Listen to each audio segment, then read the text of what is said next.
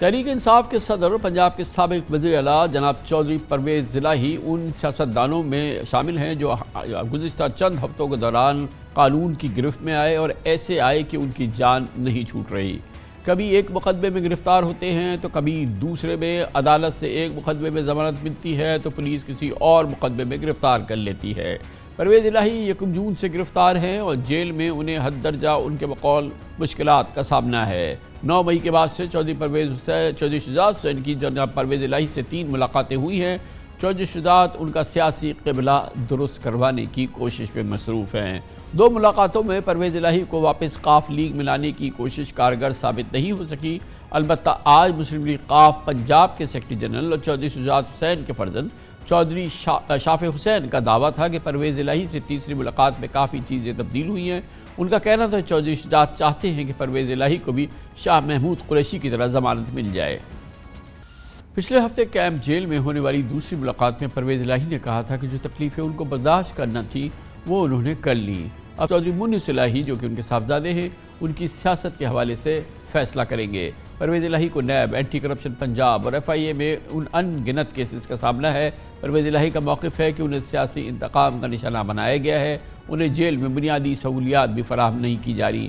آج اس حوالے سے لاہور ہائی کورٹ میں سماعت کے دوران عدالت نے IG جیل کو مخاطب کرتے ہوئے متنبہ کیا کہ اگر پرویز الہی کو کچھ ہوا تو آپ ذمہ دار ہوں گے۔ ایڈیشنل چیف سیکرٹری کی جانب سے عدالت کو بتایا گیا کہ سابق وزیر اعلیٰ کو ایئر کولر، اس کے علاوہ بیڈ، LCD ٹیبل وغیرہ مہیا کی گئی ہے۔ گزشتہ روز پرویز الہی نے شکایت کی تھی کہ جیل میں سہولیات صرف دکھاوے کے لیے دی جاتی ہیں، تصویریں کھنچوا کر پنکھے تک کو لے جاتے ہیں۔ پچھلے ماہ عدالت میں پیشی کے دوران انہوں نے میڈیا کے سامنے شکایت کی تھی کہ انہیں دوا تک نہیں مل رہی۔ 1 جون کو پنجاب اینٹی کرپشن نے پرویز الہی کو ان کی رہائش گاہ کے قریب سڑک پر گاڑیوں کی تلاشی کے دوران گرفتار کیا تھا۔ کرپشن الزامات پر اینٹی کرپشن عدالت کی جانب سے ان کی ضمانت مسترد کی گئی تھی۔ ضمانت کے لیے پرویز الہی کی جانب سے جمع کرائی گئی رپورٹ کو بھی جعلی قرار دیا گیا تھا۔ اس سال فروری میں پرویز الہی اور قاف لیگ کے دیگر رہنماؤں نے تحریک انصاف میں شمولیت اختیار کی تھی، پھر مارچ میں انہیں PTI کا صدر مقرر کر دیا گیا تھا۔ پرویز الہی کی موجودہ صورتحال اور ان کا سیاسی قبلہ کس حد تک آئندہ دنوں میں درست ہو سکتا ہے، اس کے نتائج کیا ہوں گے، ان تمام موضوعات پہ بات کرنے کے لیے لاہور میں ہمارے نمائندے خصوصی حسن رضا موجود ہے۔ بہت بہت شکریہ حسن رضا صاحب۔ یہ بتائیے گا، چودھری شافع حسین صاحب کا یہ دعویٰ ہے کہ جو چودھری شجاعت حسین صاحب نے 3 ملاقاتیں کی ہیں پرویز الہی صاحب سے، اس حوالے سے جو ان کی سیاسی سمت جو ہے اس کو درست کرنا چاہتے ہیں چودھری شجاعت حسین، اور اس حوالے سے خبریں یہ ہے کہ ایک بڑی ڈیولپمنٹ ہو گئی ہے اور اب شاید یہ چیز سامنے آئے گی اور چودھری پرویز الہی صاحب جو ہے وہ شاید اپنی سیاسی پوزیشن کو جو ہے وہ چینج کرے یا اس حوالے سے کوئی بڑا اعلان کرے۔ کیا اس قسم کی کوئی خبر ہے؟ کہاں صاحب یہ بات درست ہے، کیونکہ چند روز قبل میری چودھری شجاعت حسین اور چودھری شافع حسین سے جب ملاقات ہوئی تو ان کے سامنے یہ سوالات رکھے، تو جو ان کے ذرائع اور پھر ان سے اور پھر جیل ذرائع سے جو ذمہ دار ذرائع کا یہ دعویٰ ہے کہ 3 ملاقاتیں ہوئیں چودھری شجاعت حسین کی چودھری پرویز الہی سے۔ پہلی ملاقات میں انہوں نے یہ کہا کہ بہن کہتی ہیں کہ آپ کے ساتھ زیادتی ہوئی تو ہم چاہتے ہیں کہ آپ جو ہے وہ قبلہ درست کریں اور ہم آپ کے ساتھ چلنے کو تیار ہیں، جس پر چودھری پرویز الہی نے انکار کیا تھا اور یہ کہا تھا کہ میں نے کوئی ایسا کام غلط نہیں کیا اور میں اپنی پارٹی کے ساتھ رہوں گا۔ دوسری ملاقات میں پرویز الہی نے چودھری شجاعت صاحب سے یہ کہا کہ میں اس پارٹی کو چھوڑ کر اور میں پریس کانفرنس کر کے جو ہے وہ دوبارہ مسلم لیگ قاف میں آنا چاہتا ہوں اور اپنے جو گھریلو معاملات ہیں اس کو بہتر کرنا چاہتا ہوں، جس پر چودھری شجاعت حسین صاحب نے یہ کہا کہ آپ مونس الہی سے بات کریں کہ وہ بھی پارٹی چھوڑیں اور پریس کانفرنس کریں۔ اس کی باقاعدہ تصدیق چودھری شافع حسین نے بھی کی۔ انہوں نے کہا کہ جب ہم نے ان کو یہ ڈیمانڈ رکھی تو 4 بار مونس الہی صاحب سے رابطہ کیا گیا لیکن مونس الہی سے رابطہ نہیں ہو پایا، جس کے بعد تیسری ملاقات میں یہ باقاعدہ انہوں نے تسلیم کر لیا کہ مونس الہی اگر نہیں مان رہا تو میں اس کا معاملہ الگ کر دیں اور مجھے جو ہے وہ کسی بھی صورت جیل سے باہر نکالے، میں جیل میں نہیں رہنا چاہتا۔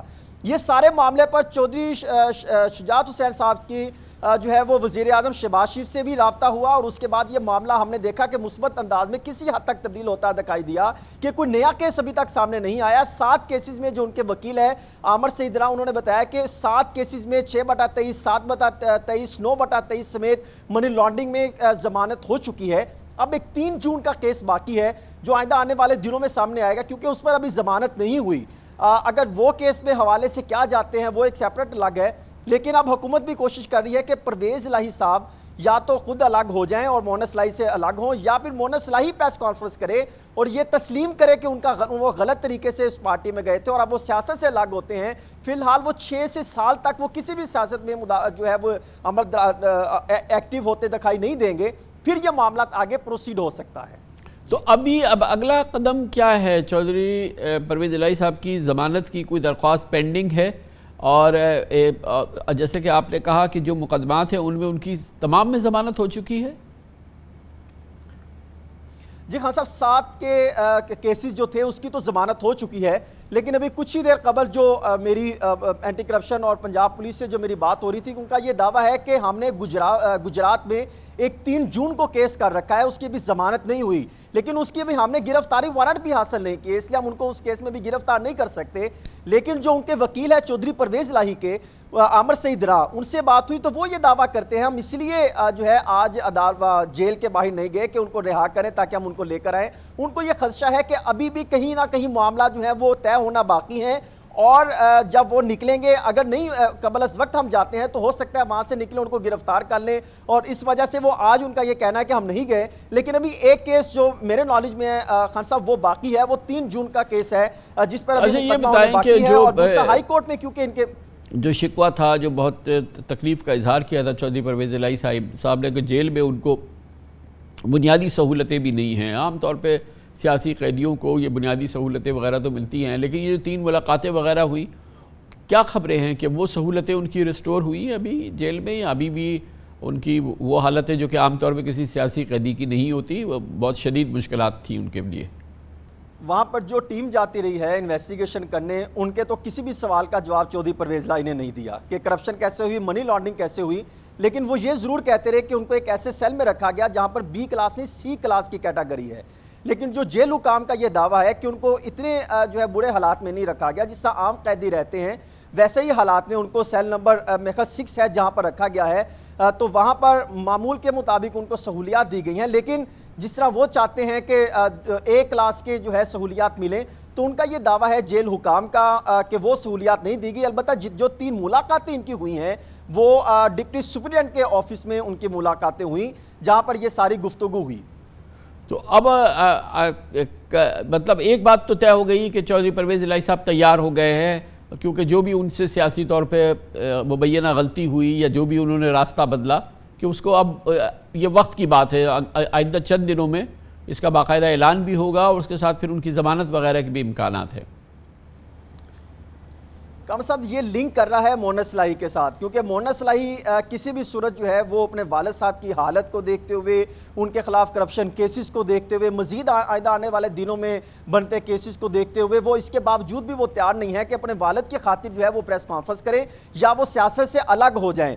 وہ اگر آپ بات کریں تو ان کی جو پرسنل گاڑی تھی وہ بھی چیئرمین پی ٹی آئی کے زیر استعمال دے دی گئی ہے۔ یہاں تک تو وہ ایک طرف یہ معاملہ کر رہے ہیں، اور دوسرا سانحہ 9 مئی کی وہ اس حد تک جو ہے وہ مذمت نہیں کر رہے، اور پھر پرویز الہی بالکل اس سے الگ بات کر رہے ہیں چودھری شجاعت حسین صاحب سے کہ میں آپ کے ساتھ چلنے کو تیار ہوں، مونس الہی اور پی ٹی آئی کی پالیسی غلط ہے، وہ یہ بات کرتے دکھائی دیتے ہیں، اور دوسری طرف مونس الہی جو ہے وہ اپنا دوسری لائن لیتے ہوئے دکھائی دیتے ہیں۔ تو یہاں پہ تھوڑی سی کنفیوژن ہے، جب یہ معاملہ طے ہو جائیں گے تو پھر مونس الہی کے اعلان کے بعد یہ معاملہ جو ہے وہ کسی حد تک بلکہ کافی حد تک جو ہے وہ بہتر ہوتا دکھائی دے گا۔ تھینک یو، بہت بہت شکریہ۔ حسن رضا ہمارے ساتھ لاہور میں موجود تھے۔ کمرشل بریک، اس کے بعد ایک اور بڑی سیاسی ڈیولپمنٹ ہے جو پی ٹی آئی مخالف سیاسی قوتیں ہیں، ظاہر ہے جب تک پی ٹی آئی میدان میں تھی اس کے حوالے سے وہ متحد تھی، اور اب صورتحال الیکشن قریب آ رہے ہیں، بدل رہی ہے۔ سانجے کی ہانڈی تھی، کسی نہ کسی وقت تو پھوٹنی تھی، اس کے آثار نظر آ رہے ہیں۔ سب سے پہلے مولانا فضل الرحمان کافی برہم ہیں، ان کو کافی بے چینی ہے۔ دبئی میں جو ملاقات ہوئی آصف زرداری، ان کے صاحبزادے جناب نواز شریف اور ان کی صاحبزادی مریم نواز کی، اس کے بارے میں مولانا فضل الرحمان کو اعتماد میں نہیں لیا گیا، وہاں کے فیصلوں کے بارے میں ان کو نہیں بتایا گیا تھا۔ ان تمام معاملات کے حوالے سے اب مولانا فضل الرحمان اور پی ڈی ایم کی دوسری جماعتیں اور پیپلز پارٹی کے درمیان اختلافات جو ہیں وہ سامنے آ رہے ہیں۔ اس کی بات کرتے ہیں چھوٹے سے وقفے کے بعد۔ آئین کے مطابق حکومت کی مدت اگلے ماہ اگست کو مکمل ہوگی، اور شہباز شریف کہ اتحادی حکومت رخصت ہو جائے گی۔ 12 اگست آخری تاریخ ہے، جس کے بعد ممکنہ طور پہ ملک میں عام انتخابات کا انعقاد اکتوبر یا نومبر میں ہوگا۔ دوسری جانب آثار بتا رہے ہیں کہ انتخابات سے قبل اتحادی حکومتیں جو کہ پی ٹی آئی مخالف جماعتیں ہیں ان کے درمیان اختلافات الیکشن کے حوالے سے اور دوسری حکمت عملی کے حوالے سے کھل کے سامنے آ رہے ہیں۔ پی ڈی ایم کے سربراہ مولانا فضل الرحمان نون لیگ اور پیپلز پارٹی سے ناراض نظر آتے ہیں۔ گزشتہ روز وزیر اعظم شہباز شریف نے مولانا فضل الرحمان سے اسی پس منظر میں ملاقات کی اور ان کے تحفظات دور کرنے کی کوشش کی۔ دلچسپ بات یہ ہے کہ اس ملاقات سے قبل جمعیت علماء اسلام نے باقاعدہ ایک تحریری بیان جاری کیا تھا جس میں پیپلز پارٹی کی سیاسی بصیرت اور حکمت عملی کو تنقید کا نشانہ بنایا گیا تھا۔ بیان میں کہا گیا کہ آصف علی زرداری کی جانب سے گزشتہ سال پی ٹی آئی کی حکومت کے خاتمے کے بعد حکومت کی باغ دوڑ سنبھالنے کی تجویز ایک سیاسی غلطی تھی۔ بیان کے مطابق مولانا فضل الرحمان پی ٹی آئی حکومت کے خاتمے کے بعد فوری انتخابات کے حامی تھے۔ ان کا موقف تھا کہ اسٹریٹ پاور کے ذریعے حکومت اگر انتخابات کی طرف جائے لیکن یہ آصف زرداری صاحب کا راستہ تھا کہ وہ عدم اعتماد کا ووٹ لے کے حکومت کو گرا دیں، اور اب یہ وقت بتائے گا کہ عدم اعتماد کے موقف کے پیچھے کون سی طاقتیں کار فرما تھیں۔ اطلاعات کے مطابق کل وزیر اعظم شہباز شریف سے ملاقات میں بھی مولانا فضل الرحمان نے انہی شکووں کا اظہار کیا۔ مولانا فضل الرحمان ماضی میں بھی مسلسل اس موقف کا اظہار کرتے رہے ہیں کہ وہ کسی صورت حکومت کی طوالت کے قائل نہیں تھے، مگر وہ دوستوں کی تجاویز پر عمل کرنا پڑا، اس کے لیے وہ مجبور تھے۔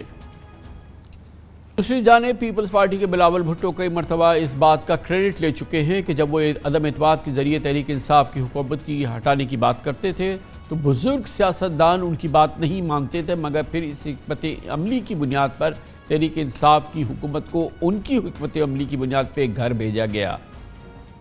میں ایک اور بڑی پیچیدہ ڈیولپمنٹ 2 ہفتے قبل ہوئی تھی جب نون لیگ اور پیپلز پارٹی کی ٹاپ قیادت نے دبئی میں اہم ملاقاتیں کی تھیں۔ ان ملاقاتوں میں نواز شریف اور ان کی صاحبزادی مریم نواز، آصف زرداری اور ان کے صاحبزادے بلاول بھٹو محض یہ 4 افراد شامل تھے۔ طویل ملاقاتیں تھیں جو تقریباً 3 دنوں تک محیط تھیں۔ اس کی حوالے سے میڈیا کو کچھ نہیں بتایا گیا اور اطلاعات کے مطابق پی ڈی ایم اور حکومتی اتحاد میں شامل جماعتوں کے دوسری لیڈرشپ کو بھی ان ملاقاتوں کے حوالے سے کوئی معلومات نہیں فراہم کی گئی۔ ان ملاقاتوں کو اس حوالے سے یقینی طور پہ جے یو آئی مولانا فضل الرحمان کو بھی اس بات کی اطلاع نہیں تھی، اسی لیے شاید مولانا صاحب نے نہ صرف یہ کہ اس کا برا بنایا بلکہ صحافیوں سے غیر رسمی گفتگو میں اس کا برملا اظہار بھی کیا۔ ان کا کہنا تھا کہ نون لیگ پی ڈی ایم کا حصہ ہے، مسلم لیگ نون کو دبئی میٹنگ کے حوالے سے پی ڈی ایم میں شامل جماعتوں کو اعتماد میں لینا چاہیے تھا۔ جمعیت علماء اسلام کی پوزیشن کو ہم جانتے ہیں، مولانا فضل الرحمان کے اس تمام پس منظر کو ہم پوچھیں گے۔ ہمارے ساتھ موجود ہے محترم حافظ حمداللہ، ترجمان پاکستان ڈیموکریٹک موومنٹ یعنی پی ڈی ایم اور جمعیت علماء اسلام ایف۔ مولانا صاحب بہت بہت شکریہ آپ نے ہمیں جوائن کیا ہے۔ یہ فرمائیے گا کہ یہ بات تو یقینی ہے کہ مولانا صاحب جب سے پی ٹی آئی کی حکومت ختم ہوئی اور اس سے پہلے بھی ان کا مسلسل اصرار یہ تھا کہ فوری طور پہ الیکشن کی جانب جانا چاہیے، کیونکہ اس کا جتنی حکومت طول کھینچے گی اس کا نقصان ہوگا، اور پھر ظاہر ہے کہ جس انداز سے قیمتیں بڑھی ہیں تو 100 200 گنا قیمتیں بڑھ گئی ہیں، اور سیاسی طور پہ ایک پاپولر ووٹ لینا کسی بھی سیاسی جماعت کے لیے جو حکومت میں شامل تھی مشکل تھی، مگر جو ہونا تھا وہ تو اب ہو گیا۔ حافظ صاحب، اب ان اختلافات کے اظہار کا یا اس پر کسی قسم کا برا بنانے کا یا کسی تحفظات کا کوئی فائدہ تو نہیں ہے نا؟ بہت شکریہ کامران خان صاحب۔ دیکھیے کامران خان صاحب، آپ نے جو بھی تجزیہ پیش کیا بالکل اس سے اتفاق ہے۔ مولانا صاحب نے بروقت جب بھی جس بھی موقف کا اظہار کیا بات وہی ثابت ہوئی جو مولانا صاحب نے کہا۔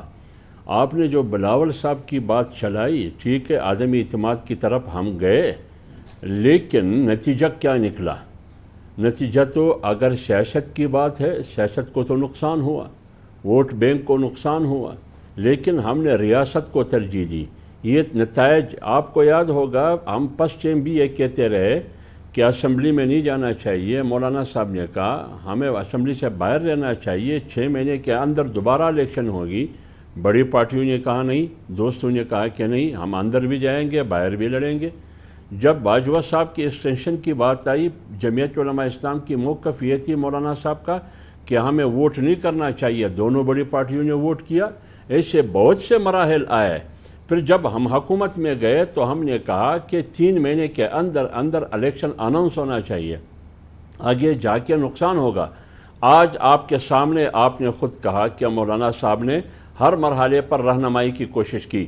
آج مولانا صاحب پھر آگاہ کر رہے ہیں، تنبیہ کر رہے ہیں کہ بات ہو رہی ہے پاکستان کے مستقبل کی، سیاسی حوالے سے بھی، معاشی حوالے سے بھی، آئینی حوالے سے بھی، پارلیمنٹ کی سپریمیسی، جتنے بھی ہمارے سامنے چیلنجز ہیں، کیا ہم آگے تنہا بڑھ سکتے ہیں یا پی ڈی ایم میں شامل جماعتوں کی قیادت جس کی سربراہی مولانا کر رہے ہیں اور حکمران اتحاد میں شامل جماعتیں، اس کو آپ کیسے باہر رکھ سکتے ہیں مشاورت سے؟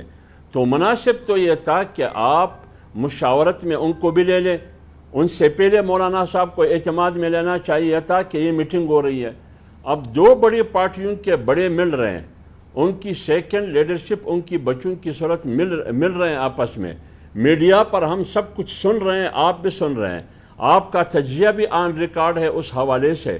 تو پھر آپ بتائیے پی ڈی ایم میں شامل جماعتوں اور حکمران اتحاد میں شامل جماعتوں، ان بڑی پارٹیوں کی ذمہ داری سب سے پہلے پی ایم ایل این کی کیا بنتی ہے کہ پی ڈی ایم کی دیگر جماعتوں کو، حکمران اتحاد میں شامل جماعتوں کو، مولانا فضل الرحمان صاحب کو عام بورڈ لینا چاہیے تھا یا نہیں لینا چاہیے تھا؟ لیکن کیا فیصلے ہوئے ہیں، کیا نہیں ہوئے ہیں؟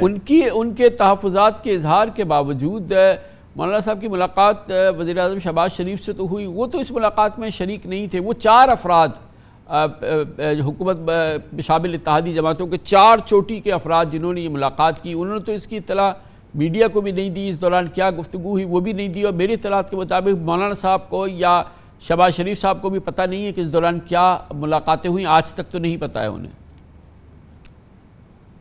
دیکھیے کامران خان صاحب، آپ کو یاد ہوگا جب تحریک عدم اعتماد کی نوبت آئی، اس کے بعد کیا کیا فیصلے ہوئے، آپ کو یاد ہوگا کہ یہ سربراہان آپس میں بیٹھک بھی کرتے تھے، مولانا صاحب، اسف علی زرداری صاحب، میاں نواز شریف صاحب لندن سے آن لائن، میاں شہباز شریف صاحب اور دیگر ان کی بلاول صاحب، مریم نواز وغیرہ، یہ بیٹھتے تھے، کسی کو خبر ہی نہیں تھا کہ اندر کیا ہو رہا ہے، کسی کو بھی نہیں تھا۔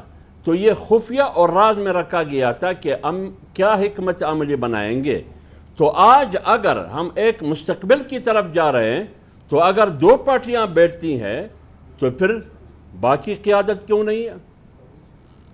تو ان کو مشاورت میں کیوں نہیں لیتے؟ حافظ عبداللہ صاحب یہ فرمائیے گا کہ ایک جانب تو یہ آپ تحفظات جس کا برملا مولانا بھی اظہار کرتے رہے ہیں حکومتی اتحاد سے، حکومت کے حوالے سے، مگر دوسری جانب جمعیت علماء اسلام پر یہ الزام لگ رہا ہے کہ کے پی کے میں گورنر حاجی غلام علی کے تحت تمام اختیارات مرکوز ہو گئے ہیں صرف جے یو آئی کے پاس، اور دوسری اتحادی جماعتوں کو نہیں مل رہی، اور اس کا بڑا گلہ شکوہ ہو رہا ہے، اور یہ کہا جا رہا ہے کہ اعتراضات بھی ہیں، تحفظات بھی ہیں، لیکن جمعیت علماء اسلام جو ہے وہ حاجی غلام علی کے ذریعے اقتدار کے مزے بھی لوٹ رہی ہے۔ کامران خان صاحب، آپ کو پتہ ہے کہ آئین کے مطابق گورنر کی اختیارات کیا ہے، نگران وزیر اعلیٰ کون ہے اور گورنر کی اختیارات کیا ہے، ایک بات تو یہ۔ دوسری بات یہ ہے کہ حاجی غلام علی صاحب گورنر ہے، یہ صرف جمعیت علماء اسلام کے کہنے پر نہیں، پی ڈی ایم کی تمام جماعتوں کی مشاورت اور حکمران اتحاد میں شامل تمام جماعتوں کی مشاورت سے وہ گورنر بنا ہے، اور اس کی نام سب سے پہلے ایمل ولی خان صاحب نے 400 میں جلسے میں ہزاروں کے اجتماع میں خود اعلان کیا، خود تجویز کیا انہوں نے، تو جب پرپوز بھی انہوں نے کیا اور جلسے سے تائید بھی دی، اب اگر ان کے متعلق تحفظات ہے، اعتراضات ہے تو فورم موجود ہے، فورم مولانا صاحب کے پاس حیدر ہوتی بھی جا سکتے ہیں، مولانا صاحب کو بلا بھی سکتے ہیں، وزیر اعظم ہاؤس میں شہباز شریف ہے، ان کے ساتھ بیٹھ کے مولانا صاحب کو بھی بیٹھے، اور پیپلز پارٹی کی قیادت بھی، کیا اعتراضات ہوں گے؟ کوئی ٹرانسفر پوسٹنگ کی اعتراضات ہوگی؟ گورنر کے پاس کیا اختیارات ہے؟ وہ تو بھی نہ کر سکتے، جو بھی اعتراضات ہو، یہ چھوٹی سی اعتراضات، معمولی اشکالات، اس کا ازالہ ایک ہی میٹنگ میں آنن فآنن ممکن تھا، لیکن اس حوالے سے اتنا اچھال کے جس سے ایک سیاسی انتشار پیدا ہوا، میرے خیال میں یہ کسی کے لیے بھی مناسب نہیں ہے۔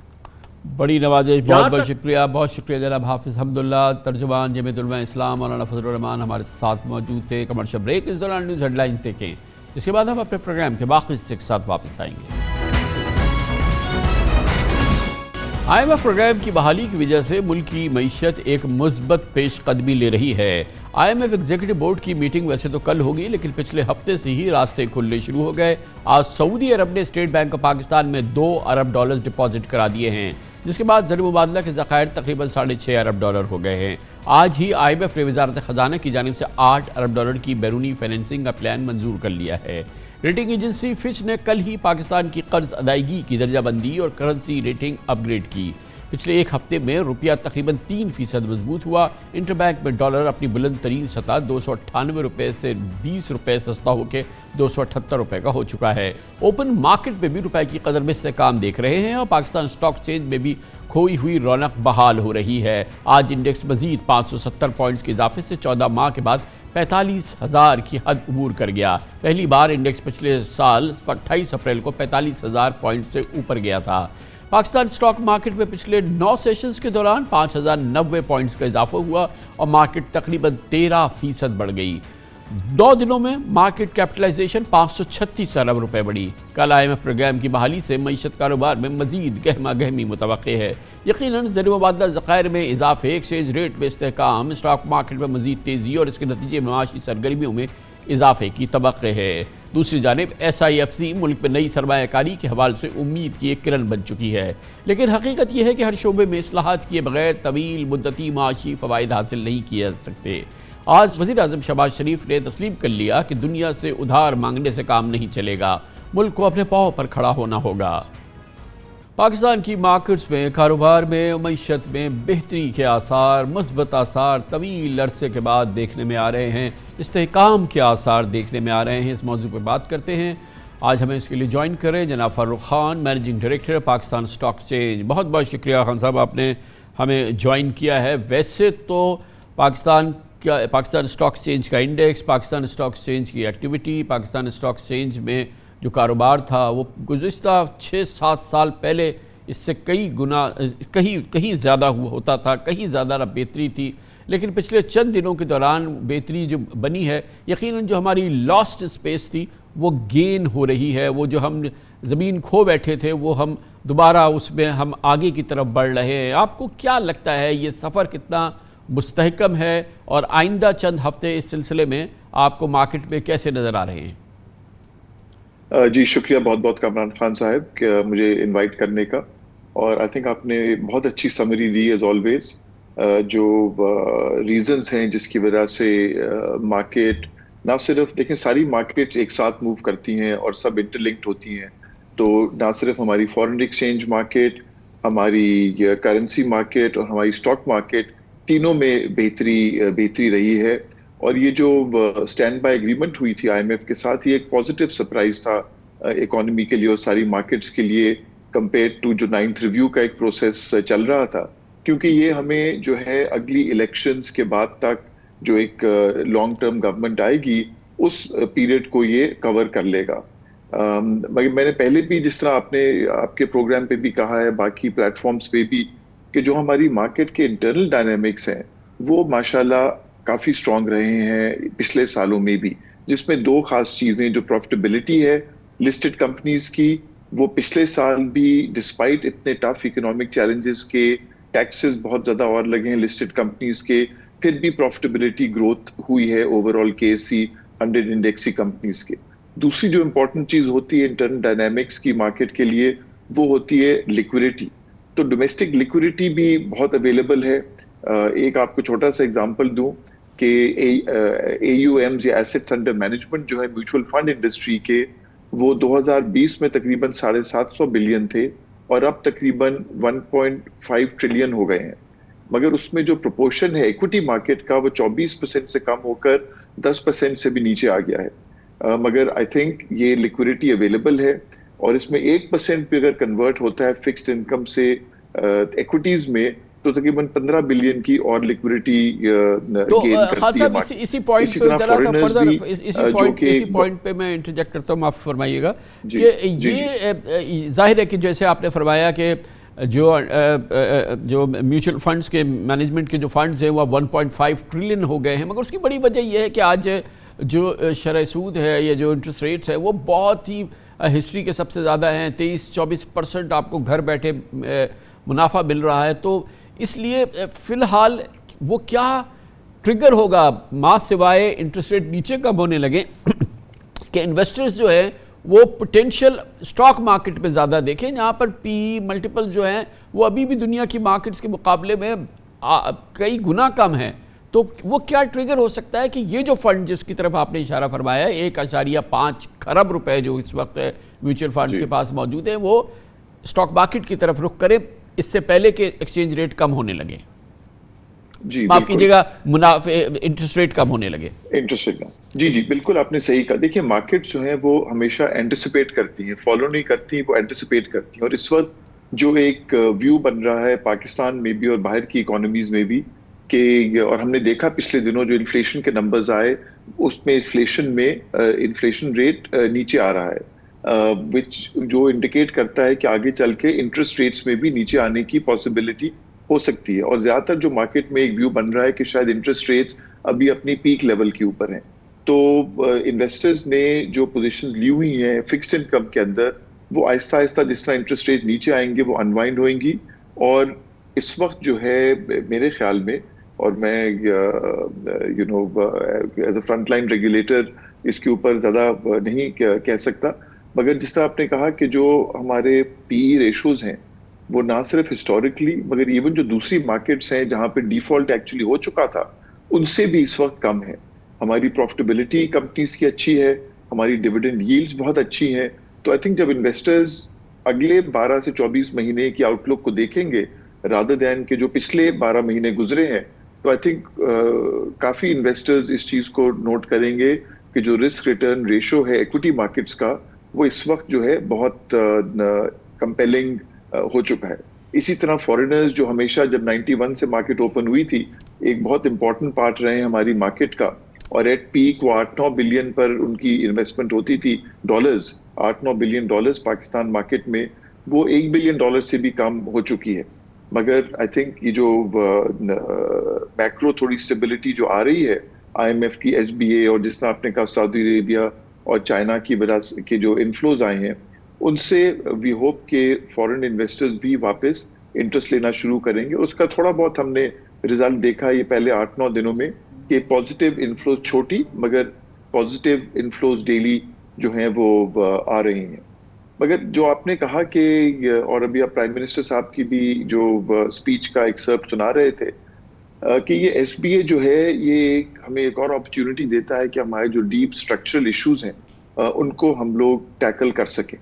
ये हमें इलेक्शन के पीरियड तक ले जाएगा, मगर उसके बाद जो हमें टफ इकोनॉमिक डिसीजन मेकिंग करनी है that has not gone away. हमें अपनी टैक्स बेस बढ़ानी है, अपनी SOEs को हमने रिस्ट्रक्चर करना है, हमने अपने एक्सपेंसेस को कंट्रोल करना है, और सबसे इम्पोर्टेंट कि हमें अपनी इकोनॉमी की प्रोडक्टिविटी को बढ़ाना है। तो सोशल सेक्टर्स, एजुकेशन, हेल्थ, उसके ऊपर स्पेंड किए बगैर प्रोडक्टिविटी नहीं बढ़ सकती हमारी इकोनॉमी की। हमारी इम्पोर्ट और एक्सपोर्ट्स का जो एक कांस्टेंट इम्बैलेंस है उसको भी हमें एड्रेस करना है, और ये डिफिकल्ट डिसीजंस हैं जो कि लेनी पड़ेंगी। रिटर्निंग टू मार्केट, वहाँ पर आपको क्या नज़र आ रहा है? जैसे कि अभी आपने खुद फॉरेन इंटरेस्ट की बात की, जो हमारे यहाँ फॉरेन इन्वेस्टमेंट थी वो बहुत बुरी तरह से डिप्लीट हुई है पिछले 2-3 साल के दौरान, और अब ये एक IMF प्रोग्राम के तहत है, इसमें आप ये देख रहे हैं कि स्टेबिलिटी के आसार हैं, और फिर ये कि इसकी जो इसमें जो अट्रैक्शन है, जो पी रेशोज़ वगैरह हैं वो तो दुनिया की किसी मार्केट में इस तरह के नहीं हैं, और आपने कहा प्रॉफिटेबिलिटी भी है, कंपनीज स्टेबल भी हैं, उनके अंदर जान है, उनका रिजल्ट्स अच्छे हैं। तो माने क्या है अभी फ़िलहाल एक फॉरेन इन्वेस्टर की एक रीज़नेबल हम इंटरेस्ट यहाँ पे देखें? देखिए जैसा मैंने कहा कि हमारे इंटरनल डायनामिक्स मार्केट के हमेशा स्ट्रांग थे, तो किस लिए मार्केट जो थी इतनी नीचे थी और उठ नहीं रही थी, वो मैक्रो इश्यूज की वजह से थी। ये कोई मतलब कोई ढकी छुपी बात नहीं है कि पिछले 12-15 महीने पाकिस्तान में इकोनॉमिकली और पॉलिटिकली बहुत वॉलेटिलिटी रही है, और उससे लोकल और फॉरेन इन्वेस्टर्स का कॉन्फिडेंस जो है वो इफेक्ट हुआ था। तो we have to understand that and accept that. Confidence को बिल्ड करना, जितनी भी आपको एक अट्रैक्टिव अपॉर्चुनिटी सामने नजर आए, जब तक कॉन्फिडेंस वापस रीबिल्ड नहीं होएगा इन्वेस्टर्स आगे नहीं बढ़ते, खासतौर पर फॉरेन इन्वेस्टर जिनके पास पूरी दुनिया के मुल्क हैं इन्वेस्ट करने के लिए। تو اس لیے میں نے کہا یہ IMF کا قدم بہت امپورٹنٹ تھا یہ کانفیڈنس کو ریبلڈ کرنے کے لیے، مگر یہ پہلا سٹیپ ہے، یہ آخری سٹیپ نہیں ہے، یہ پہلا سٹیپ ہے in a long journey to rebuild the confidence in Pakistan economy, اور وہ آہستہ آہستہ اچھا اب یہ جو IMF کا پروگرام آیا، یہ کچھ تھوڑی فورن انویسٹمنٹ ٹرکل ان ہو رہی ہے، قطرہ قطرہ شروع ہوئی ہے، IMF پروگرام کی بحالی ہوئی، اس کے ساتھ ہی ایکسچینج ریٹ کی مارکیٹ کے اندر ہم تھوڑی سی بہتری کے آثار دیکھ رہے ہیں، اسی لیے آج فچ نے ہماری تھوڑی ریٹنگ بہتر کی ہے۔ آگے ہمیں لگ رہا ہے کہ اور انفلوز آنے ہیں جو کہ ٹائٹ تھے IMF پروگرام کے ذریعے، جس سے کہ ہمارے جو ریزروز ہیں وہ بہتر ہو جائیں گے۔ یہ پوری صورتحال بھی ڈاؤن دا روڈ معاون ہوگی مارکیٹ میں بہتری کی اور اوورآل ہماری جو مارکیٹس ہیں ان میں بہتری کے لیے۔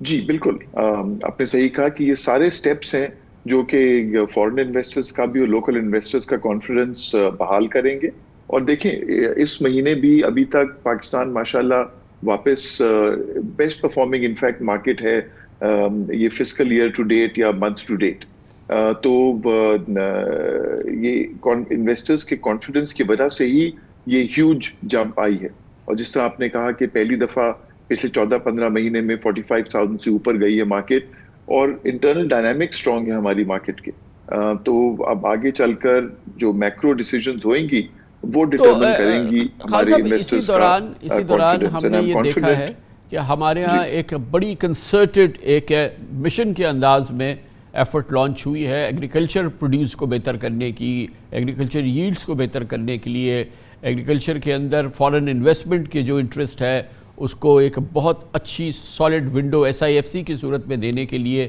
وہ ایک ایفرٹ ہو رہی ہے، اور یہ وہ سال ہے جس میں ہم دیکھ رہے ہیں کہ ہماری کراپ کی بہتری کی ماشاءاللہ اچھی خبریں آ رہی ہیں۔ خبریں یہ ہیں کہ شاید طویل عرصے کے بعد کاٹن ہم 12 ملین بیل کر لیں، ہماری ویٹ بہت اچھی ہوئی ہے، دوسری فصلیں اچھی ہوئی ہیں، یہ بھی میجر کریں گی۔ اب ڈاؤن دی روڈ اگلے سال جو ہم معاشی بہتری کی توقع رکھ رہے ہیں اس میں یہ جو ایگریکلچر کے اندر جو تھرسٹ ہمارا آ رہا ہے، جو فوج اس میں اپنی پوری قوت کے ساتھ اس میں اس معیشت کو بہتر بنانے کے مشن میں شامل ہوئی ہے، اور پھر کراپ بھی بہتر ہو رہی ہیں، یہ اگلے سال ہمارے جو اوورآل جو معاشی صورتحال ہوگی اس میں بہتری آئے گی اس کی وجہ سے۔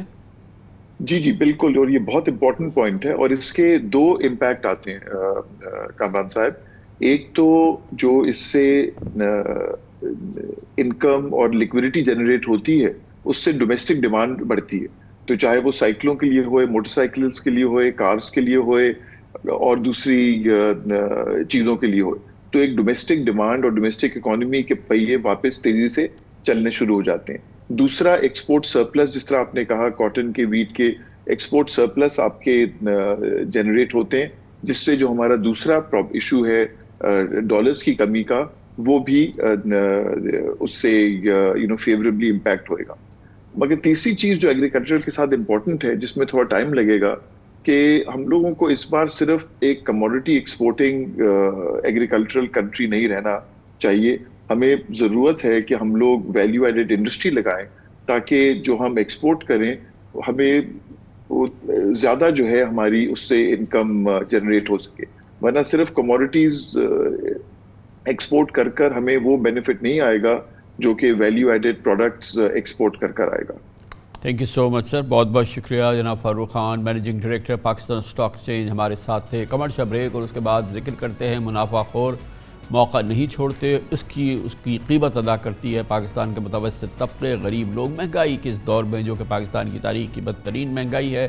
اچانک آٹے اور چینی کی قیمتوں میں زبردست سنگین اضافہ دیکھنے میں آیا ہے، اور جس کے نتیجے میں چینی کی قیمتیں 130 روپے پار کر گئی ہیں، آٹے کی قیمت تقریباً اچھے آٹے کی قیمت 160 روپے کلو کے قریب پہنچ گئی ہے، جو یقیناً کسی بھی عام پاکستانی کی سخت کو ایک بہت بڑا چیلنج ہے۔ یہ کیوں، کب، کیسے ہو رہا ہے، اس کی بات کرتے ہیں چھوٹے سے وقفے کے بعد۔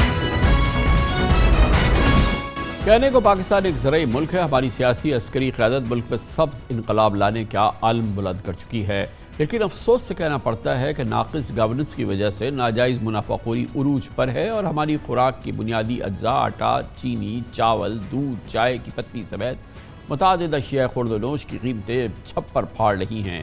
صرف ایک ہفتے میں گیہوں 13 روپے کلو مہنگا ہو گیا، جس کی وجہ سے آٹا اوسطاً 15 روپے کلو مہنگا ہوا۔ راشن کے 2.5 نمبر آٹا 150 روپے کلو کا ہے اور فائن آٹا اب 160 روپے کلو اور چکی کا آٹا 170 روپے کی بلند ترین سطح تک پہنچ چکا ہے جی۔ 1 کلو آٹا فائن آٹا چکی کا 170 روپے کلو۔ چینی بھی 2 ہفتوں کے دوران 15 روپے کلو مہنگی ہو کر 145 روپے تک جا پہنچی ہے۔ اس وقت چینی کے پنجاب میں ایکس مل ریٹ 130 روپے اور سندھ میں 131 روپے کلو ہے۔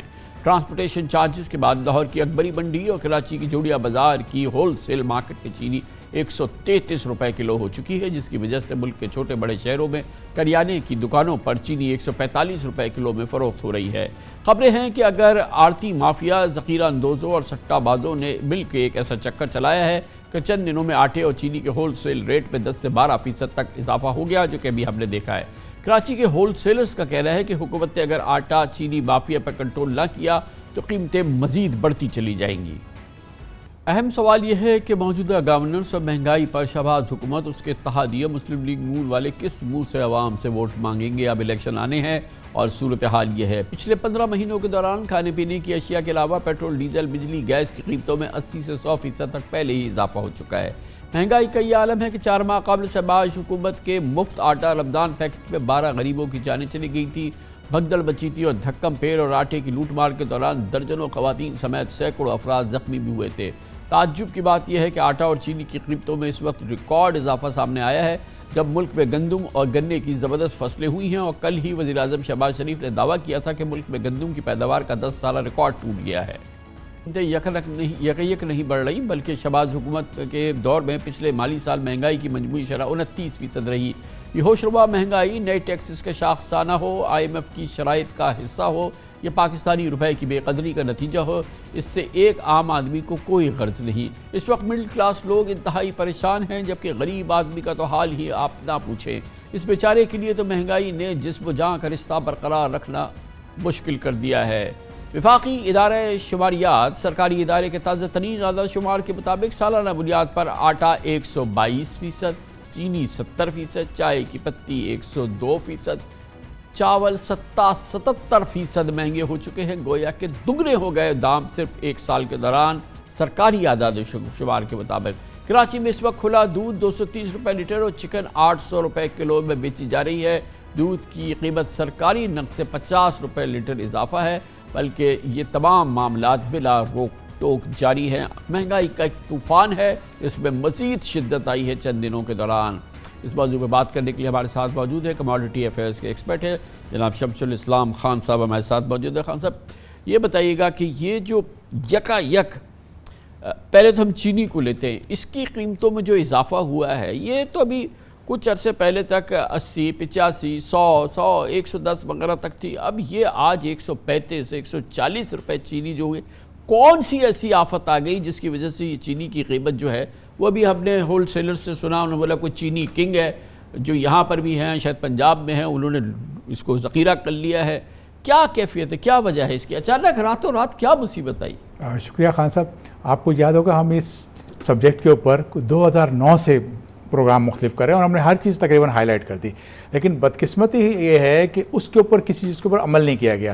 چینی ہو گئی یا دوسری جتنی بھی کموڈٹی تھیں، یہ ساری کی ساری زیادہ تر کیش کا ٹرانزیکشنز ہوتی ہیں، اور اس کے پیچھے نہ صرف وہ کہ سٹے باز انوالو ہوتے ہیں بلکہ شوگر بیرنز جو ہیں ان کا بھی اس کے اندر انٹرسٹ ہے، اور وہ اپنے پروفٹ کو میکسیمائز کرنے کے لیے ایک پیرلل ایک طرح کے کموڈٹی ایکسچینج کریٹ کیا ہوا ہے، جو سوشل میڈیا پہ، واٹس ایپ پہ سب چل رہا ہوتا ہے کہ لاؤ اتنے میں لاؤ، حالانکہ جو ایکچوئل پرائس ہوتی ہے اس سے کئی گنا پرائس کو بڑھایا جاتا ہے۔ اس وجہ سے مہنگائی ہوتی ہے، اور حکومت نے ایک اور آپ کو یاد ہوگا کہ فیصلہ کیا تھا کہ جب ہم نے چینی کی ایکسپورٹ کی، کیونکہ اس سال ہمارے پاس کراپ بمپر ہوئی تھی اور ہمارے پاس سرپلس تھی اور ہمیں ڈالر کی ضرورت بھی تھی، ایکسپورٹ بھی کرنی تھی، اور اس کے اندر ایک کنڈیشن تھی، ڈار صاحب نے اس ECC کو چیئر کیا تھا کہ 90 روپے کی چینی کی کیپ لگا دی کہ اس سے اوپر بڑھے گی تو ہم اس کے اوپر ایکشن لیں گے اور شوگر ملز کو کریں گے کہ جی آپ کو پرائس کم ہو، لیکن اس کے اوپر نہیں کیا گیا۔ کہ آج چینی اگر آپ دیکھیں مارکیٹ میں تو 130 132 کے اوپر ہول سیل پہ چلے گی، ٹرک کا ریٹ ہو گیا۔ عام آدمی جو ہے وہ ریٹیل سے 142 45 پہ خرید رہا ہے، وجہ وہی چیز ہے کہ سپلائی کو شارٹ کرا جائے. اور اس دفعہ آپ کو یاد ہوگا کہ ایک اور چیز بھی ہوئی ہے کہ گنا لگنے سے بہت پہلے اس کی سپورٹ پرائس کو بڑھا دیا گیا. جس طرح سے گندم کی پرائس بڑھی اسی طرح سے گنے کی پرائس بڑھی. اب اس کے اوپر آپ دیکھیں کہ لوگ کہہ رہے ہیں کہ جی اس کے اوپر بھی کاسٹ نکال کے بیٹھے ہیں کہ اب 150 کی چینی پڑے گی. یہ ٹوٹل کام پاکستان گویا کہ دو طرفہ وار کیا. ایک طرف حکومت سے ڈار صاحب سے زبردستی چینی ایکسپورٹ کی پرمیشن لی اور ایکسپورٹ لے لی, یقین دہانی کرائی کہ 90 روپے کلو پہ ہم اس کو اسٹیبلائز کریں گے. دوسری جانب وہ ڈالرز بھی کما لیے چلے, اور دوسری جانب اب اس کی قیمت جو ہے وہ 130 135 تک پہنچایا گیا. تو چڑ بھی اپنی پٹ بھی اپنی والی کیفیت کر کے وہ کر دیا گیا ہے, اور آئندہ کے لیے بھی جو ہے اس کو ہیج کر لیا ہے کیونکہ آئندہ سپورٹ پرائز بڑی ہے. تو اس کا مطلب ہے کہ بلا کی ذخیرہ اندوزی کی ہے, اور ظاہر ہے کہ ان لوگوں نے کی ہے جن کے پاس چینی کا کنٹرول ہے. ذخیرہ اندوزی بھی, اور ساتھ میں پروفٹ اتنا زیادہ ہے. اب نارمل پرائس انکریز کا مطلب یہ ہے کہ آپ کے پاس بہت زیادہ نفع آئے گا. اور آپ کو ایک اور چیز بھی یاد ہوگی کہ لاسٹ ٹائم جو گورنمنٹ نے ایف بی آر نے کیا تھا, ٹریک اینڈ ٹریس سسٹم کیا تھا, اس کو انیفیکٹو بنا دیا. اب اگر آپ دیکھیں کہ شوگر میں ٹیکس کنٹریبیوشن کتنی ہو رہی ہے تو وہ کم آپ کو نظر آئے گی. ایک طرف پرائس بڑھ گئی ہے, منافع زیادہ سے زیادہ ہو رہا ہے, اور ساتھ میں جو ہے عام آدمی جو ہے اس کے اوپر اس کی آمدنی کم ہو چکی. کووڈ کے بعد سے آپ نے دیکھا کہ لے آف ہوئے, آج اکانومی ہماری مائنس گروپ پہ چلی جا چکی ہے. اس میں آدمی کے پاس آمدنی نہیں ہے, بچا کچا کچھ نہیں, وہ بیچارہ مانگ تانگ کے گزارا کر رہا ہے. اس کے باوجود یہ جو بے حص لوگ ہیں سر, وہ اپنا پورا نفع بنانے کے چکر میں لگے ہوئے ہیں, اور پوری اسپیکولیشن کرتے ہیں کہ وہ جو 60% آبادی ہے جو پہلے 3 وقت کھانا کھاتی تھی آج 2 وقت کھانا کھا رہی ہے. ایک مڈل کلاس جو تھا اس شریف گھرانے نے بھی اپنے ایک کھانا کم کر دیا ہے, صرف اس لیے کہ کہیں نہ کہیں سے گزارا ہو سکے. اس کے لیے اتنی زیادہ اس کے اوپر حکومت کو کریک ڈاؤن کرنے کا. بلکہ میں تو یہ کہوں گا سر, ہم نے ماضی میں 15 سال میں دیکھا سول گورنمنٹس کوئی بھی آئیں, انہوں نے کوئی سیریسلی ایکشن نہیں لیا اس کو کریکٹ کرنے کے لیے. اب جیسے اکنامک ریوائول پلان کے اوپر پاکستان آرمی نے اس کی سپورٹ کا اعلان کیا, تو مہنگائی ایک مانسٹر بن چکا ہے پاکستان کی اکانومی کا. ظاہر ہے اگر اس طرح کے یہ مافیا ہے جو کہ جس نے کہ چینی کی قیمت راتوں رات جو ہے وہ 30% بڑھا دی ہے. یہ بتائیے آٹے کے ساتھ کیا ہو رہا ہے؟ سر آٹے میں بھی یہی ہے کہ آٹا آپ کو پتہ ہے کہ پورا جتنا بھی گرو ہوتا ہے, ابھی آپ پی ایم صاحب نے بتایا کہ 28 ملین ٹن ہم نے 10 سالہ ریکارڈ توڑ دیا, لیکن اس کا بھی بینیفیشری جو ہے الٹیمیٹلی جو گرائنڈ کرتے ہیں وہ فلار ملز ہیں, اور اس کی ڈسٹریبیوشن کے سسٹم میں گورنمنٹ کے ادارے ہیں اور محکمہ خوراک انوالو ہوتی ہے. تو وہ جب شارٹیج کرتی ہے, سپلائی شارٹ کرتی ہے فلار ملز کو, ان کو بہانہ ملتا ہے پرائس بڑھانے کا, اور اس کے اندر جو ہے غریب آدمی پھنس جاتا ہے. آپ کو اس سسٹم کو ختم کرنا ہوگا. آپ کے پاس بلینز آف روپیز کا لاس ہوتا ہے ہر سال اس میں. اس وقت پاکستان کی اکانومی کا اتنا برا حال ہو چکا ہے کہ ہم اپنا ریونیو کو ڈرین نہیں کر سکتے. ہم دیکھتے ہیں کہ سبسڈی کے نام پہ یوٹیلیٹی اسٹور کو, پاسکو کو, سب کو دیا جاتا ہے. لیکن جب ایک چیز ہے کہ جس کی سپلائی زیادہ ہو اور وہ ڈیمانڈ سے زیادہ ہو تو اس کی قیمت کم ہوتی ہے. تو اس دفعہ اگر کہا گیا ہے کہ ریکارڈ گیہوں سپلائی, تو آگے جا کے تو آٹے کی قیمت کم ہونی چاہیے, یا پہلے ہی اس کا حکومت نے بندوبست کیا, سپورٹ پرائز بڑھا دی تاکہ وہ آٹے کی قیمت کم نہ ہو؟ بالکل آپ بجا کہہ رہے ہیں, لیکن ڈیمانڈ اینڈ سپلائی اس ملک میں نہیں چل رہی سر. کھانے پینے کی چیزیں جتنی جہاں جہاں کیش کی انوالومنٹ ہے, جہاں جہاں ویسٹڈ انٹرسٹ آتے ہیں, جہاں جہاں یہ جو مافیاز بن گئے ہیں, جو سٹے باز ہیں, جو ہولڈرز ہیں, وہ سارے اس کو اپنے حساب سے استعمال کرتے ہیں. اور آپ کی جو ہے سپلائی کا دیکھیں, حکومت کی جو پالیسی اس وقت یہ ہے وہ یہ ہے کہ ایک بڑی کوانٹٹی کو یہ ہولڈ کرتے ہیں. لاسٹ ایئر کے مقابلے میں اس دفعہ حکومت نے اپنے اسٹریٹجک ریزروز کو بڑھایا ہے, زیادہ سے زیادہ لیا ہے. وہ اسٹریٹجک ریزروز کا مطلب یہ ہوتا ہے کہ ایب نارمل پرائس ہائیک جب آتی ہے مارکیٹ میں, آپ ریلیز کرو. آپ ریلیز نہیں کرو گے تو اس کو تو بینیفٹ ملے گا جس نے ہولڈ کیا ہوا اسٹاک. اتنی بڑی کراپ ہونے کے باوجود آپ کی اگر شارٹ ہو رہی ہے اور پرائس بڑھ رہی ہے, تو اس کا مطلب یہی ہے کہ وہ لوگ جو اس میں انوالو ہیں, جن کی 24-22 ملے ہیں,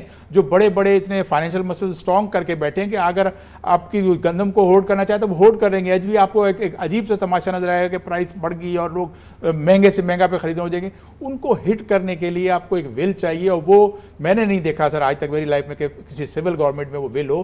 وہ پاک آرمی کر سکتی ہے. بہت بہت شکریہ, بہت شکریہ. شمس الاسلام خان صاحب ہمارے ساتھ موجود تھے. اندھا دھند قیمتوں میں اضافہ ہوا ہے, خاص طور پہ آٹے اور چینے کی, اور چند دنوں کے اندر آسمان پہ پہنچ رہی ہیں, چھپر پھاڑ رہی ہیں. وزیر اعظم شہباز شریف, ان کی حکومت, ان کے اتحادیوں کو اچھی طرح سے پتہ ہونا چاہیے. چند دنوں بعد انہوں نے عوام کے پاس جانا ہے. پہلی قیمتیں 2 گنا ہو چکی ہیں اس زمانے سے جب وہ اقتدار میں آئے تھے, اور اب ایک نیا اضافہ ہم دیکھ رہے ہیں, خاص طور پہ آٹے اور چینی کی بنیادی قیمتوں کے اندر, اور سراسر منافع خوری کی بنیاد پہ, ذخیرہ اندوزی کی بنیاد پہ. کمرشل بریک, اس کے بعد ایک اور بپتا, پاکستان کی سیلریڈ کلاس اور پر ٹیکس در ٹیکس کا دباؤ, مزید ٹیکس کا دباؤ, اور وہ لوگ جو کہ پاکستان میں نان فائلرز کہلاتے ہیں، جو ٹیکس نہیں دیتے، ان کے وارے نیارے جاری ہیں۔ اب اس سیلریڈ کلاس سے تنخواہ دار طبقے نے اپنی آواز اٹھانے کا فیصلہ کیا ہے، اس حوالے سے ایک نیا فورم تشکیل دیا ہے۔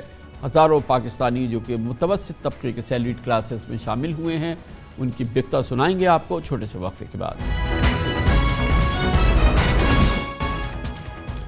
مہنگائی اور بڑھتے ہوئے اخراجات نے پاکستانیوں کا جینا دشوار کر دیا ہے۔ خاص طور پہ نجی شعبے کا تنخواہ دار طبقہ اس وقت ٹیکس کی چکی میں پس رہا ہے۔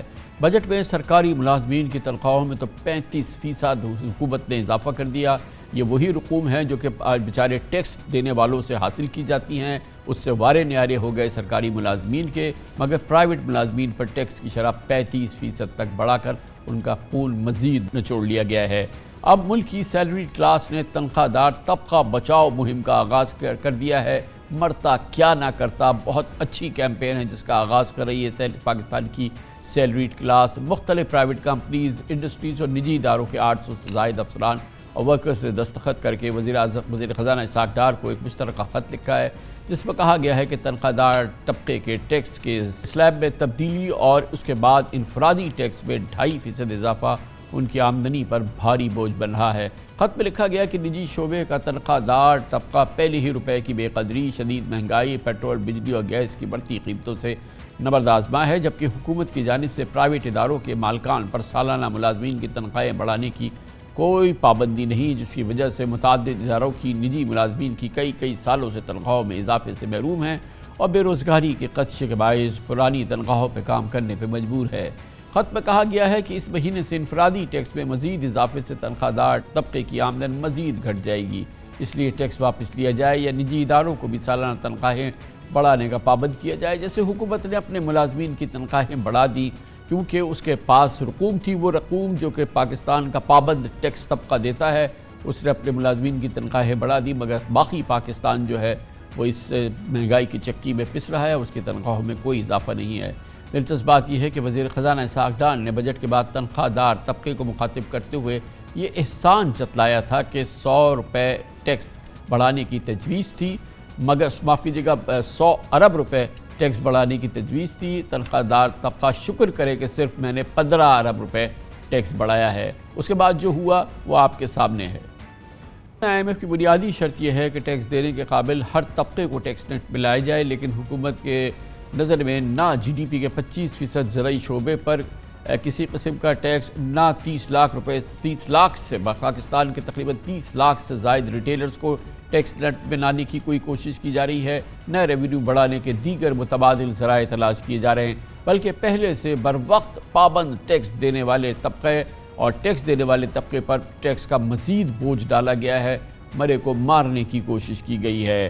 یہ ایک بہت ہی تکلیف دہ صورتحال ہے جس پر بات کریں گے۔ ہمارے ساتھ موجود ہے جناب وقاص محمود، جو کہ نئی سیلریڈ کلاس الائنس بنی ہے، طبقہ دار طبقوں نے اپنی ایک انجمن ترتیب دی ہے، اس کے فاؤنڈنگ ممبر ہے۔ بہت بہت شکریہ وقاص محمود صاحب۔ یہ بتائیے گا، پہلی بار ہم نے یہ آواز سنی ہے کہ پاکستان کا تنخواہ دار طبقہ جو ہے وہ تو ہر بجٹ پہ اس کو یقینی طور پہ نشانہ بنایا جاتا ہے، کیونکہ اس کی تنخواہ سے بآسانی آٹومیٹک ٹیکس کٹ جاتا ہے۔ پاکستان میں آپ اربوں کمائیں، کروڑوں کمائیں، کھربوں کمائیں، اس پہ تو ٹیکس دینے کی ضرورت نہیں ہے۔ نان فائلر بھی آپ رہ سکتے ہیں، جینا کوئی مشکل نہیں ہے، آپ کے لیے کوئی پرابلم نہیں ہے۔ تو یہ فرمائیے گا کہ اب یہ جو تازہ ترین وار کیا گیا ہے اس بجٹ سے، اس نے کتنی اور جو ہے مشکلات میں اضافہ کیا ہے، اور پھر دوسری جانب حکومت نے اپنی ملازمین کی تنخواہیں تو 35% بڑھا دی، تو اس پہ تو ان کا کوئی اثر نہیں ہے یہ جو ٹیکس بڑھا اس کا۔ Sir, thank you so much for having us actually and giving us time to highlight our issue.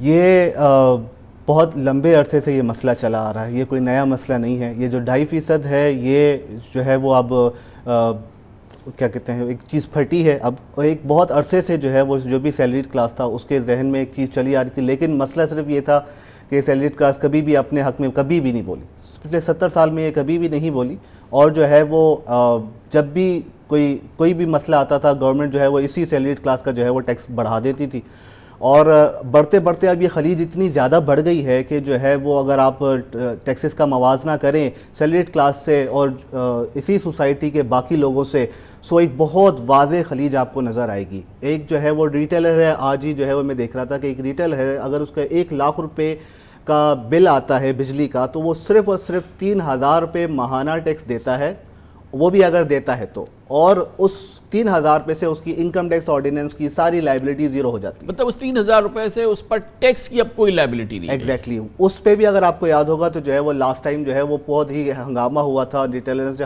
وہ کیا تھا اس کی بھی امپلیمنٹیشن شاید جو ہے وہ ہٹا دی گئی. وہ تو محترمہ مریم نواز نے ایک ٹویٹ کی تھی، وہ ختم کر دیا تھا حکومت نے. لیکن اس کی امپلیمنٹیشن، لیکن قانون کا آج بھی وہ حصہ ہے، قانون کا آج بھی حصہ ہے. سملرلی اگر آپ دیکھیں تو جو ہے وہ آپ دوسری طرف بلڈرز اینڈ ڈیولپرز دیکھ لیں، ان کے بھی جو ٹیکسز ہیں انتہائی جو ہے وہ کم ہے، بہت کم ہے. اور جب ہم اپنے ٹیکسز دیکھتے ہیں جو ہر بار جو یہ سیلری کلاس کو جو ہے وہ ٹیکس بڑھا دیا جاتا ہے، سیلری کلاس کو ٹیکس بڑھا دیا جاتا ہے. اب ہو یہ رہا ہے کہ جو ہے وہ یہ جو ہمارا ایک پورا طبقہ ہے ہول سیلرز کا، جو آڑتی مافیا ہے، یہ جو کہ روزانہ اربوں روپے کے منافع کماتے ہیں، وہ تو ٹیکس کے نام سے دور ہے، کیونکہ پاکستان کا tax to G D P ratios اسی وجہ سے تو 8.5% نہیں ہے. یہ تو 8.5% یہ ہے جو آپ اور ہم مل کے پورا کر رہے ہیں، باقی تو کچھ نہیں ہے. بالکل سر ایسا ہی ہے. ہمارا مقصد یہی تھا اس الائنس بنانے کا بیسیکلی کہ یہ جو کلاس ہے ایٹ لیسٹ بولے. 70 سالوں میں ہم نے کوئی بھی ایسا پلیٹ فارم نہیں ملا جس پلیٹ فارم سے جو ہے وہ ہم اس کلاس کو، اس گونگی قوم کو کہیں کہ آپ کچھ بول دو. ہم جو ہے وہ جب بھی کوئی بجٹ آتا ہے تو جو ہے وہ ہم اپنی کیبن میں جاتے ہیں، 10-5 منٹ بات کرتے ہیں اور پھر جو ہے وہ یہ خاموشی ہو جاتی ہے. لیکن اس کے برعکس آپ دیکھیں 3,000 روپے ٹیکس بڑھایا گیا تو ایک پوری قوم اٹھ کے کھڑی ہو گئی جو ریٹیلر کے، تو ایک اور ان کا ٹیکس پھر جو ہے وہ کم.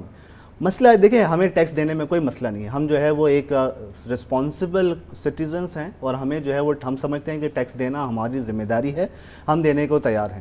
لیکن ایک جو ہے گھر میں اگر 4 لوگ ہیں اس میں سے جو ہے وہ اگر آپ ایک بچے کو کہتے ہیں کہ جو ہے وہ فلاں جو ہے وہ بندہ بیمار ہے، آپ جا کے اس کو خون دے کے آ جاؤ، 3 بچوں کو نہیں کہتے ہیں.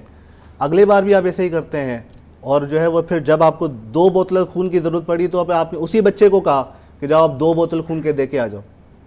اب یہ ہو گیا ہے سر کہ جو ہے اسی بچے کو آپ کہہ رہے ہیں کہ 4 بوتل خون کی دے کے آ جاؤ، تو وہ بچے کو کتنا خون دے گا؟ اچھا یہ بہرحال ہمارے نظام ہے، آپ ٹیکس کے معاملات کو اچھی طرح سے سمجھتے ہیں، آپ چارٹرڈ اکاؤنٹنٹ ہیں، کہ یہ صرف تنخواہ دار طبقے تک نہیں ہے. ظاہر ہے کہ ان کی سب سے زیادہ تکلیف ہے، متوسط طبقہ ہے، عام لوگ ہیں، ان پر یہ بوجھ در بوجھ. لیکن پاکستان کا وہ کارپوریٹ سیکٹر جو کہ ٹیکس دیتا ہے اسی پر پھر مزید اضافہ ہے.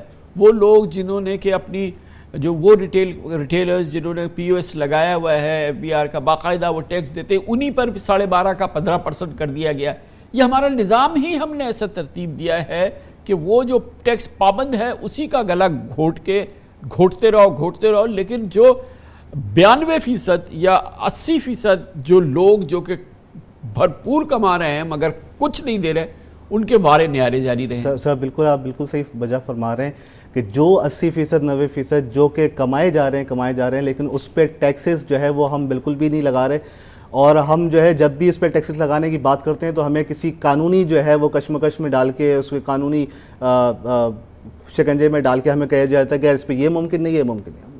سمپل سی بات ہے، اگر ایک بندہ کما رہا ہے آپ اس پہ ٹیکس لگاتے ہیں، وہ اخراجات ہم سے زیادہ کر رہا ہے، بلکہ ہم تو اس کا سوچ بھی نہیں سکتے جتنا جو ہے وہ اخراجات کر رہا ہے. لیکن جو ہے اس پہ جو ٹیکس ہے اور ہم پہ جو ٹیکس ہے، بلکہ آپ پہ بھی جو ٹیکس ہے وہ زمین و آسمان کا فرق ہے. اس میں لگ یہ رہا ہے کہ صرف اور صرف جو ہے کارپوریٹ سیکٹر جو ہے وہ ٹیکس دے گا اور سیلری کلاس دے گا، اور ان سب کا بوجھ جو ہے وہ ساری پوری عوام کا بوجھ، ساری قوم کا بوجھ ان 2 سیکٹرز پہ شاید ڈالا جا رہا ہے. تو اور یہ جو ہمارا دوسرے پروفیشنل سیکٹر ہے، جو ہمارا سروسز سیکٹر ہے، جو ہمارے آپ کسی ہاسپٹل میں جائیں، بڑے ڈاکٹرز کے پاس جائیں، آپ لائرز کے پاس جائیں، یہ جو کیش اکانومی ہے، تو یہ نہیں ہو سکتا کہ نجی شعبہ جو ہے وہ اپنے ملازمین کے لیے بھی کیش اکانومی کا سلسلہ شروع کر دیں؟ یہ اگر یہی آرڈر آف دا ڈے ہے تو پھر اسی طریقے کو دیکھیں. ایک تو یہ کہ یہ قانوناً غلط ہے اور ہمیں جو ہے وہ جانا تو اپنی قبر میں ہی ہے، تو ایک ناجائز کام تو کوئی بھی نہیں کرے گی. ہاں البتہ آپ نے یہ بات بڑی اچھی کہی ہے کہ جتنے بھی سروس سیکٹرز کے لوگ ہیں یا باقی جتنے بھی لوگ ہیں جو کہ ہیں تو انفرادی، لیکن جو ہے وہ تنخواہ پیشہ نہیں ہے. بات کرنے کی جو مقصد یہی ہے کہ تنخواہ دار کو اس کی گراس انکم پہ جو ہے وہ ٹیکس لگتا ہے، لیکن جب باقی جتنے بھی لوگ ہیں, جتنے بھی کلاسز ہیں, ان کو ان کی نیٹ انکم پہ ٹیکس لگتا ہے. سارے ایکسپنسز مائنس کرنے کے بعد جو انکم بچ جاتی ہے اس پہ ٹیکس لگتا ہے. سو اس طریقے سے بھی اگر دیکھا جائے تو یہ جو طبقہ ہے اس پہ بلا وجہ ایک بوجھ ڈالا جا رہا ہے, اور اب یہ بوجھ بہت زیادہ ہو گیا سر. اور اسی وجہ سے جو ہے جب ہم نے ایک چھوٹی سی کال دی کہ جو ہے وہ آپ تھوڑا سا بات کر لیتے ہیں اور جو ہے وہ ہماری آواز کو جو ہے وہ اقتدار کی راہداریوں تک پہنچاتے ہیں, تو لوگوں نے اس پہ جو ہے وہ ہمیں کافی اچھا رسپانس دیا اور ہم نے پھر اس کو یوٹیلائز کیا. اور ہم نے کیا اس کے لیے کوئی لیگل ایونیو موجود ہے کہ عدالتوں میں جائیں اور ان سے کہیں کہ یہ سراسر ظلم ہے, اس میں کچھ ایک ہماری ورکنگ کمیٹی کی ٹیم ہے جو کہ لیگل اینگلز کو دیکھ رہی ہے. البتہ آپ کو پتہ ہے کہ جو ہے وہ ہمارے یہاں پہ قانون کے جو ہے وہ عدالتیں ہوتی ہیں, لا آف جو ہے وہ کورٹ آف لاز ہیں, کورٹ آف جسٹس نہیں ہے. تو اس میں کافی جو ہے وہ پیچیدگیاں ہیں اس پہ جانے. لیگل ٹیم ہماری کام کر رہی ہے اس پہ اور اس معاملے کو دیکھ رہی ہے. ٹیکس والے کو اگر پیسا جا رہا ہے تو اس کی پیچیدگیاں ہیں, جو ٹیکس نہیں دے رہا ہے اس کے لیے کوئی نہ قانون ہے نہ کوئی پیچیدگی ہے. ایسا ہی ہے سر. تھینک یو سو مچ. جناب وقاص محمود ہمارے ساتھ ہے. پاکستان کا تنخواہ دار طبقہ, پسا ہوا طبقہ, ٹیکس در ٹیکس کے تحت پستا ہوا, مزید پستا ہوا طبقہ, اس نے اپنی آواز اٹھانے کا فیصلہ کیا ہے. جو بھی بات گفتگو ہے وہ آپ نے سنی ہے, روزانہ کی بات ہے. پاکستان میں یہی کیفیت ہے کہ جو ٹیکس دے رہا ہے, جو ٹیکس کا پابند ہے, اسی کا گلا مزید سے مزید گھوٹا جا رہا ہے, اور جو نہیں دے رہے ان کے وارے نیارے ہیں. اسی لیے پاکستان کا ٹیکس ٹو GDP ریشو دنیا کا سب سے کم 8.5% ہے. یعنی کہ 90% کے قریب پاکستانی جو کہ کما رہے ہیں اور دبا کے کما رہے ہیں, کوئی ٹیکس نہیں دے رہے مگر ان کو کوئی پرابلم بھی نہیں ہے. اس کے ساتھ ہی ہمارے آج کے پروگرام کا اختتام ہوتا ہے. کل آپ سے پھر ملاقات ہوگی انشاءاللہ. کل تک کے لیے کامران خان کو اجازت. اللہ حافظ.